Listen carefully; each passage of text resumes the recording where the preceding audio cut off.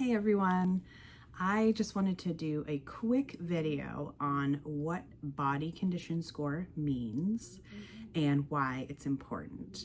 So I have here the standard dog body condition score chart that we use and we are taught in veterinary school.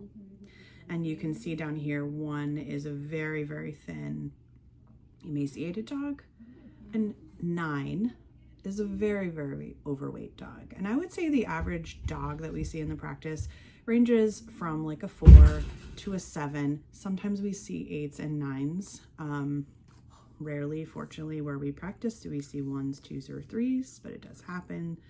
And I just wanted to touch base about how maybe you could even do a little bit of a body condition score of your own pet at home, and then bring that conversation up with your vet if you have concerns. So just for reference, I also have a cat body condition score here. It's quite cute, actually. Similar chart. The 1s are obviously emaciated and probably sick. The 9s are probably, generally we'll see that in our indoor kitties who are free fed, they're not being meal fed, maybe not being watched as how much their calories they're taking in, and they're pretty inactive cats. I would say we deal with overweight cats more often than overweight dogs at this point in the practice.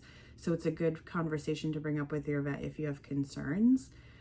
The reason it matters so much is that it can, just like in people, lead to health issues if they live their lives overweight.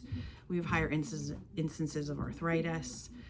There was actually a landmark Purina study 15, maybe 17 years ago that showed a dog who maintains an ideal body condition score of 5 for the duration of their life can actually live 1.8 years longer than a dog who is overweight.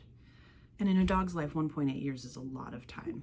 So it was pretty substantial evidence that we want to keep our pets at the ideal body condition score of a 5. So what you're going to do at home, you're going to take your 2 hands.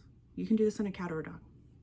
And you're going to roll your hands over your dog's rib cage, standing above them. So they're standing on all 4s. You're kind of hovering over the top of them. And you're going to roll your hands on each side.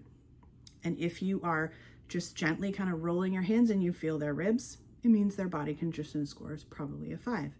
Behind your hands and behind their rib cage, you're going to see a little indent. That's like a little waist tuck. You want to see that. You don't want it to look like one big solid tree trunk from their chest straight down to their hips. If it looks that way, they're overweight. If you have to push these hands in to feel the ribs as you roll your hands, they're overweight.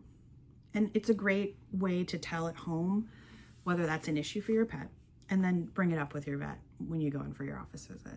And we can talk about all kinds of specific plans for your pet because they are a little bit different. There isn't a perfect cocktail for achieving the ideal weight, but it definitely makes them healthier and live longer. So you should think about what you can do to get your pet to be in ideal body condition. Thanks, bye.